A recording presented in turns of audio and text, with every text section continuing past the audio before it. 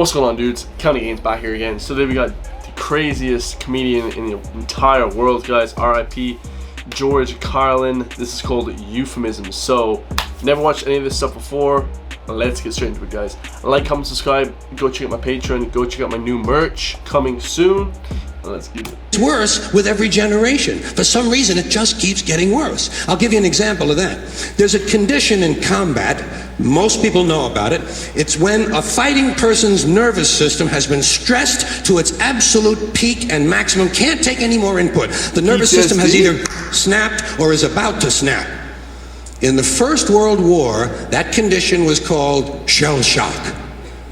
Simple, honest, direct language. 2 syllables. Shell shock. Almost sounds like the guns themselves. That was 70 years ago.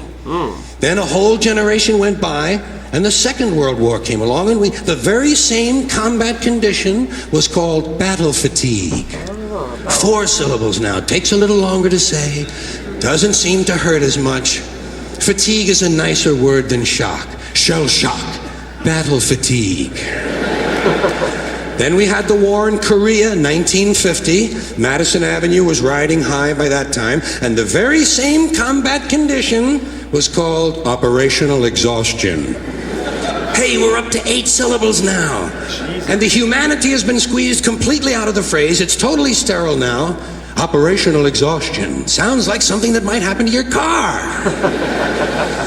Then, of course, came the war in Vietnam, which has only been over for about 16 or 17 years. And thanks to the lies and deceit surrounding that war, I guess it's no surprise that the very same condition was called post-traumatic stress disorder. Still 8 syllables, but we've added a hyphen. And the pain is completely buried under jargon. Post-traumatic stress disorder. I'll bet you if we'd have still been calling it shell shock, some of those Vietnam veterans might have gotten the attention they needed at the time. I'll bet you that. I'll bet you that. This man is spitting facts.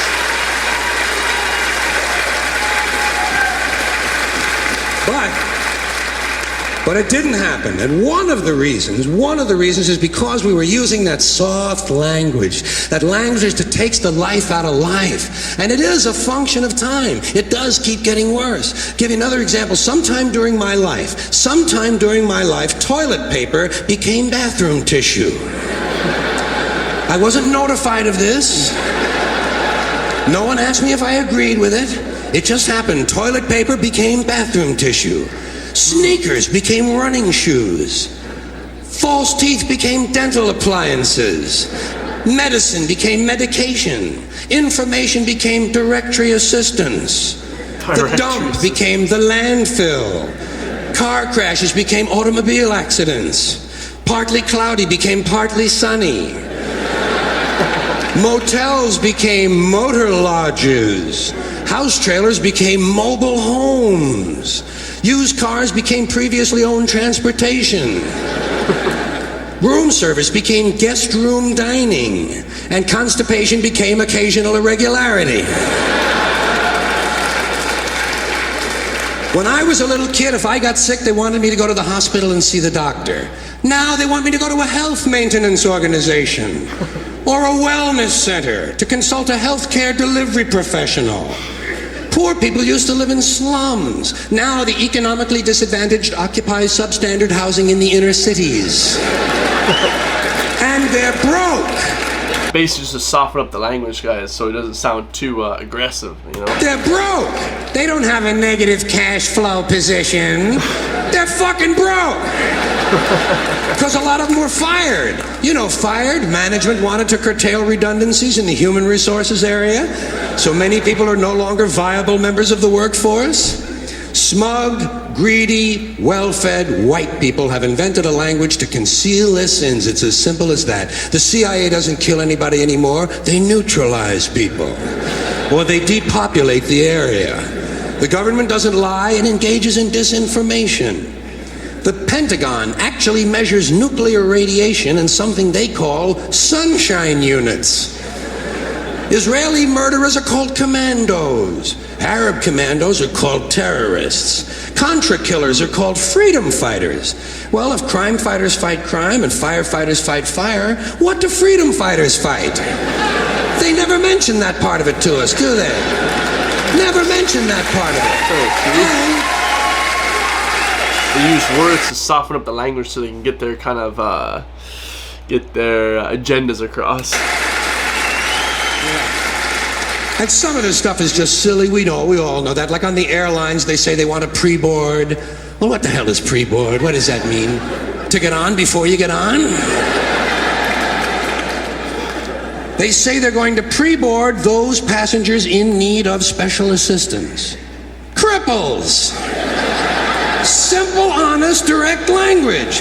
There's no shame attached to the word cripple that I can find in any dictionary. No shame. Guys, bear in mind, this was like in the 70s or 80s, I think. So, or like mid-70s. So, like, yeah, cripples would not be a word we use in 2022. Shame attached to it. In fact, it's a word used in Bible translations. Jesus healed the cripples. Doesn't take 7 words to describe that condition. But we don't have any cripples in this country anymore. We have the physically challenged. Is that a grotesque enough evasion for you? How about differently abled? I've heard them called that, differently abled. You can't even call these people handicapped anymore. They'll say, we're not handicapped, we're handy-capable. These poor people have been bullshitted by the system into believing that if you change the name of the condition, somehow you'll change the condition. Well, hey, cousin, doesn't happen. Doesn't happen. We have no more deaf people in this country, hearing impaired. No one's blind anymore, partially sighted or visually impaired. We have no more stupid people. Everybody has a learning disorder. Or he's minimally exceptional. How would you like to be told that about your child? He's minimally exceptional. Oh, thank God for that. Psychologists actually have started calling ugly people those with severe appearance deficits. It's basically trying to get the language a bit more sensitive because, you know what I mean, people get upset about certain words, you know what I mean. Obviously calling someone handicapped probably isn't the best way to describe someone. Getting so bad that any day now I expect to hear a rape victim referred to as an unwilling sperm recipient.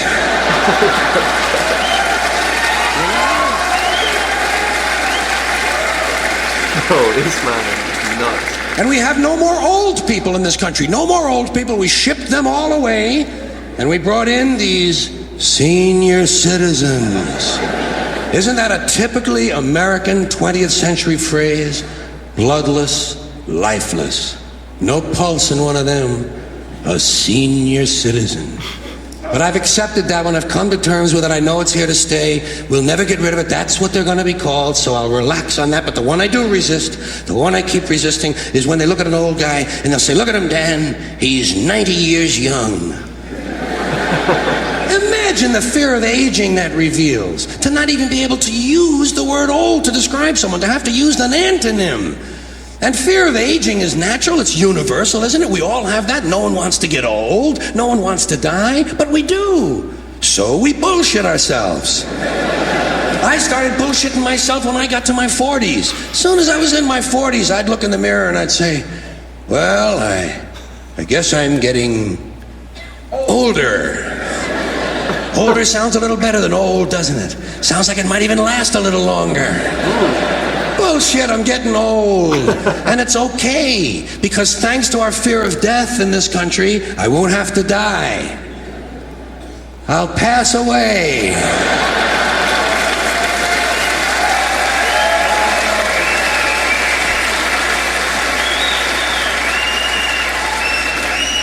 Or I'll expire like a magazine subscription.